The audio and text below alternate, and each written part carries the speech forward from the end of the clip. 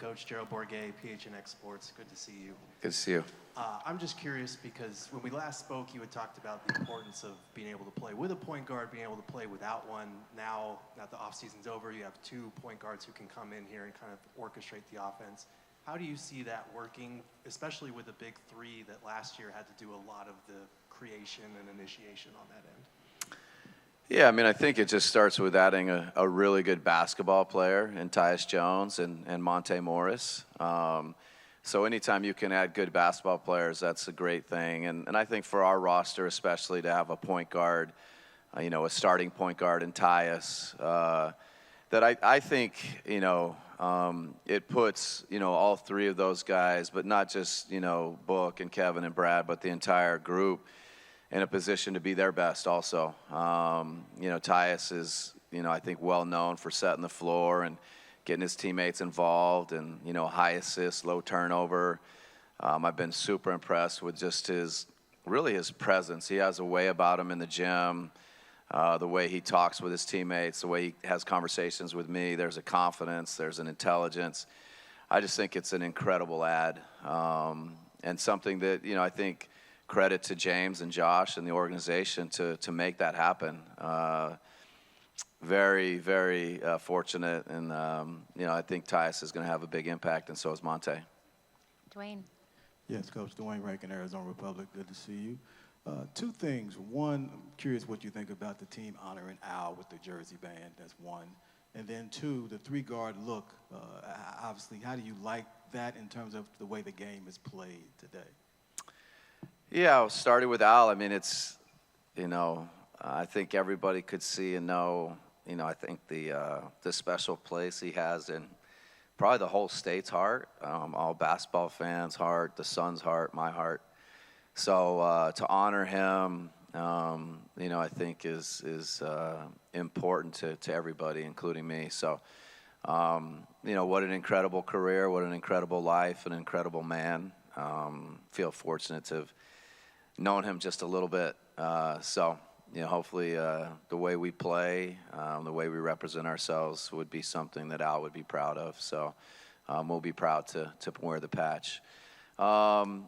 The 3-guard, I'm not exactly sure what you mean with the 3-guard lineup. I think, with Tyus and Brad and Book and KD, we have a lot of guys, that are kind of perimeter, type skilled guys that can handle, that can shoot, that can pass.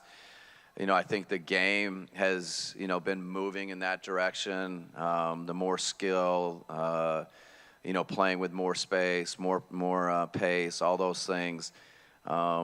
We feel like our guys are going to be really good together, and mixing and matching them. And it's not all, you can't have all 4 of them on the court at the same time. And Grayson is somebody who started a bunch of games. Having him come off the bench, we feel like is going to be something really good for us.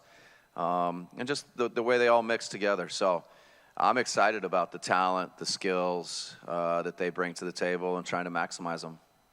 David? Hey, David Brandt from the Associated Press. Kevin has been remarkably durable over the past year or so, but he just turned 36 the other day, and, just kind of wondered your kind of long-term thoughts about maybe easing him in, with the miles on his legs over the summer, just easing him in. What's your kind of plan to make sure he stays fresh? Yeah, I think Kevin's been great this summer. Sometimes he'll make a joke or something about his age, and but as you saw in the Olympics, as you saw this last year, I think he played 75 games. He loves hooping. He loves playing. He and I have kind of started to have a conversation about how do we, ultimately there's, you want to be playing your best basketball and you want to feel great going into the playoffs. How can we be, ultra competitive from Jump Street? I don't love the word ease Kevin or ease our team or ease anybody into the season. We want to be great coming out of the chute. And so, there's always ways to be mindful of Kevin's body. But, I would say not just Kevin, it's really the entire team. We want to take care of them physically, have them feeling good, but at the same time still be ultra competitive and put ourselves in positions to win on a day-to-day basis and be playing good basketball and feeling good going into the playoffs. Dave? Coach, Dave Burns with Arizona Sports, back here in the back. Yep. My question for you is about Nurk and whether the work that we've seen him do on social media this summer has been with deliberate intent, perhaps to be a center more in line with maybe with what works with your system. I was curious if you've seen some of those videos and if that was part of your instruction, for lack of a better word, to him in the offseason? Yeah. I'm not sure where I am in the generational thing. I'm probably just off of, I have Instagram, but I don't really know how to go to it, I don't think, or Twitter or all those things. So I have not seen the videos, but I have children that tell me about them or coaches that tell me about them. So I do know what you're talking about. And there definitely has been, I think intentional work by Nurk and conversations with him about, what we think he can do and add and grow. And, most obviously is a three-point shooter. And he's done it a little bit in his past, and we're going to push that envelope. And obviously we feel like there's ways where he can impact the game in a really positive way offensively, but not just three-point shooting. There's lots of things that Nurk's an incredible passer. His skill, his IQ, his vision is, as you watch film and study him, it's pretty unique. So, but yeah, he's been given instruction to work on and shoot and practice threes, and we're going to want to see that in games. Dana? Dana Scott, Arizona Republic. Yeah, sorry. No worries. You know what Grayson can do. You had him in Milwaukee, but also with Bull, it's a two-part question. What do you think is the biggest attraction of bringing Bull back, despite him not playing much in last year's playoffs for this team? And second is, you've seen this happen before with Barkley when he first came to the Suns in '92, and he had that great summer with the Dream Team, and that carried over into the Suns going to the finals. Do you see possibly that happening with Devin, as you just mentioned with Kevin on the Olympics this summer in Paris? Yeah, well, I guess, first maybe it was a little bit of Grayson and Bowl in the first question. I'll start with Bowl. I think from getting the job and being around, James and Josh in the front office and the guys that had watched the team last year, deciding to keep Fizz on the staff, there's a lot of, I'd say love or support or whatever words you want to use for how Bull can positively impact our team. And you look at some of the analytics when Bull and Nurk played together, were probably some of the best combinations for the team last year. So I think he's a really unique player and a shot blocker, with his length and how he can change the game defensively, and then offensively a unique skill set. Obviously an ability to shoot and make threes, but make, plays that, guys at that, height normally can't make. So I think learning and listening was really kind of won over with, he's somebody that can help us win. He's somebody that can impact winning.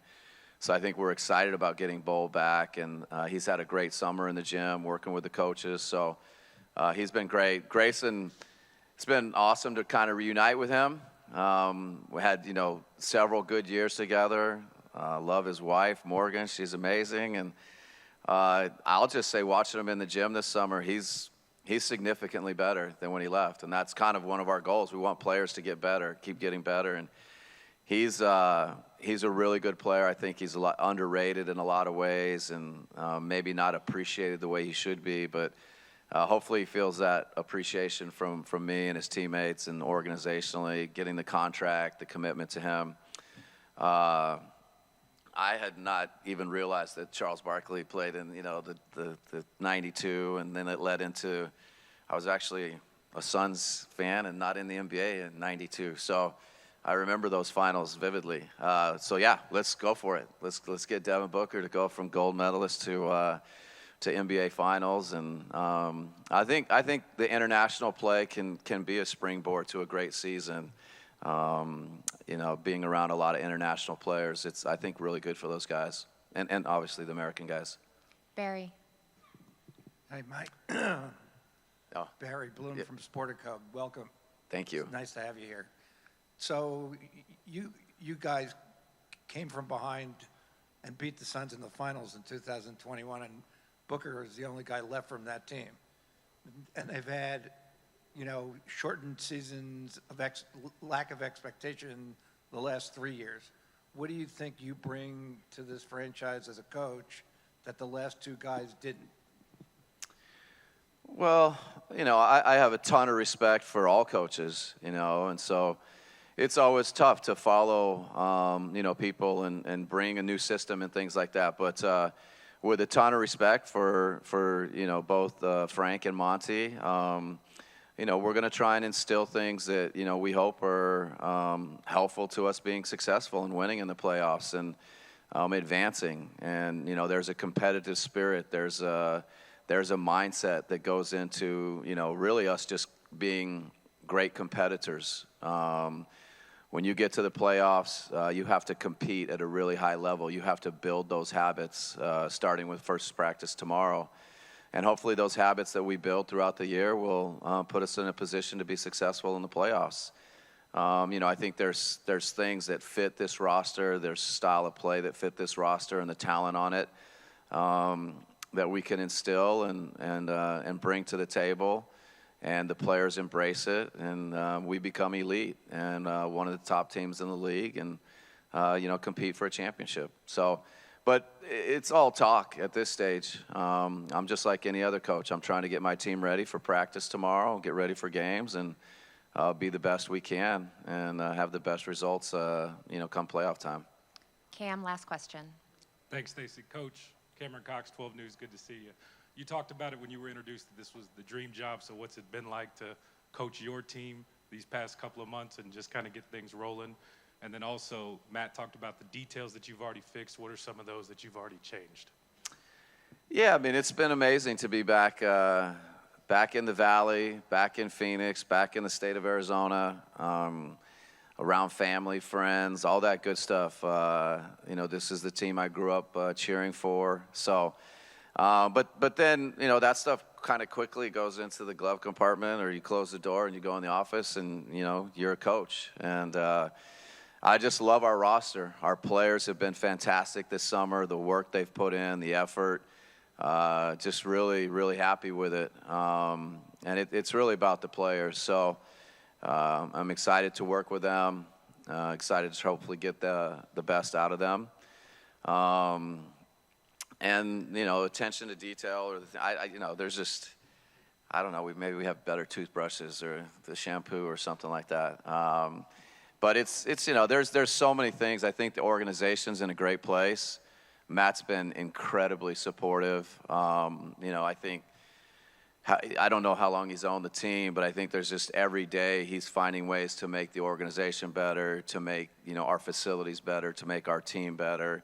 He wants to create an environment where we can be our best and where we can compete for a championship. And, just working with him and James and Josh, there's been a lot of change around the facility, a lot of change with our group, and we feel like it's it's been a huge positive. All right, thanks. We all silly like the mayor.